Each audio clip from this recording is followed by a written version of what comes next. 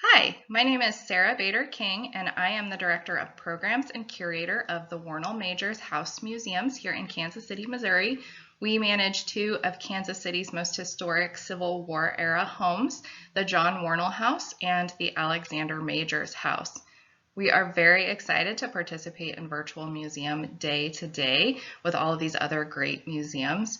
Even though we have been closed for the last few months and all of the other museums have been closed as well, we are still here and we are still ready to provide you with great educational opportunities, including some all new digital offerings. So today we have a brief video about slavery and freedom, both in Missouri and on the Warnell farmstead. This is part of a larger initiative that the Warnell House is doing to interpret slavery using primary sources. We recently received a grant from Freedom's Frontier National Heritage Area that has allowed us to create signage for the Warnell House that will be permanent, discussing what slavery was truly like for the enslaved people that lived on the Warnell farmstead, the experiences that they would have had, and what we know about them using primary sources.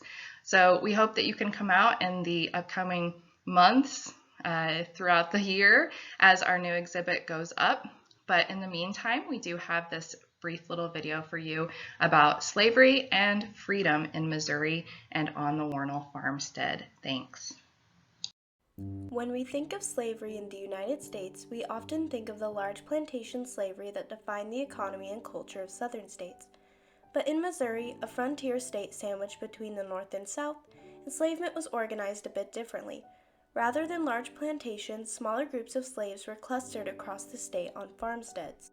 Most slaveholders in Missouri owned fewer than 10 slaves. Instead of plantations, slaves worked on family farms like the Warnells. John Warnell and his family owned 4 slaves, 2 middle-aged women, 1 young man in his 20s, and a young girl who was 3 years old. In Missouri, slaveholders would rarely hire overseers and instead often worked alongside their slaves themselves. If on a family farm, male slaves would take on outdoor physical labor such as plowing fields and harvesting crops, tending to livestock, and blacksmithing. Because of the shortage of skilled laborers on the frontier, many slaves also trained as master craftspeople, fulfilling the need for blacksmiths, carpenters, weavers, shoemakers, and other tradespeople.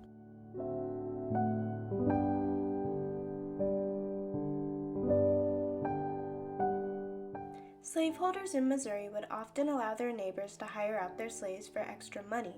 This was also sometimes an opportunity for slaves to make their own money, but how much of the total payment they got to keep was completely up to their enslavers. Female slaves would work indoors, helping in chores like cleaning, sewing, washing laundry, and sometimes providing childcare, but other than that their work would have always been the most dirty, dangerous, and tedious tasks in the household.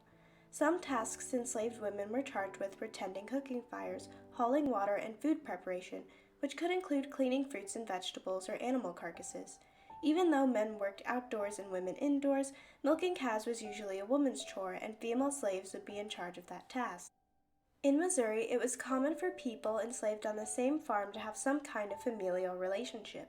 However, abroad marriage was also common in many border states. Abroad marriage meant that enslaved husbands and wives belonged to different people, and therefore had to live apart from each other. Husbands were sometimes granted permission to travel and see their wives and children, but families were still separated. Forced migration of slaves between border states meant communities were broken up as well.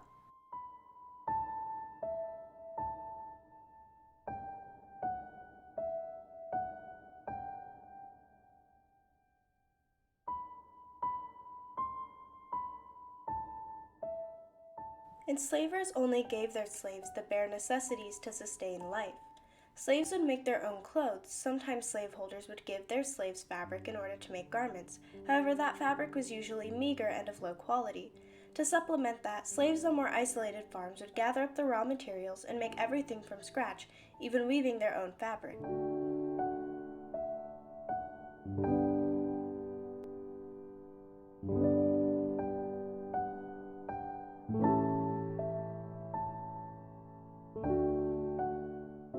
The style of clothing slaves made was not fancy or intricate, but many enslaved people took pride in improving their own personal wardrobes. Enslaved women wore plain gowns suitable for work, and many also continued the West African tradition of wearing headscarves. Enslaved men wore basic shirts and pants. Children often wore gowns. Slaves were given shoes. They were most often brogans, a type of heavy ankle boot. Slaves' clothes could have been made from cotton, wool, osnaburg, linsey woolsey, and denim.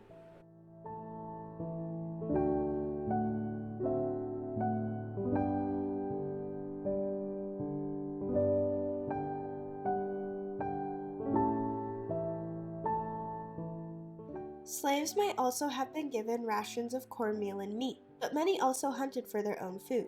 In Missouri, wild game included ducks, geese, squirrels, opossum, and pigeons. Slaves could also grow their own vegetables and keep any livestock they were allowed. Many African American soul food staples such as barbecue ribs, fried chicken, and cornbread developed alongside slavery.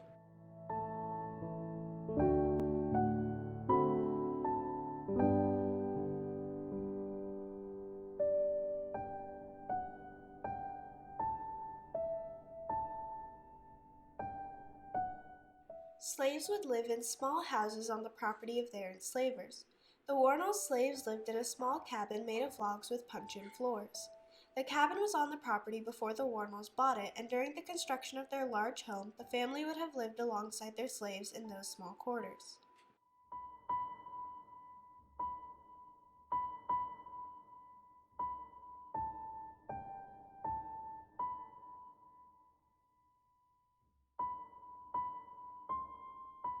In 1863, President Abraham Lincoln issued the Emancipation Proclamation, which freed slaves living in the South. Sometime shortly after the issue, John Warnell started paying his slaves a wage. His son Frank recalls that this went on for a while until one Sunday morning John and his second wife Eliza woke for church and found that the slaves had deserted in the middle of the night, having been paid the day before.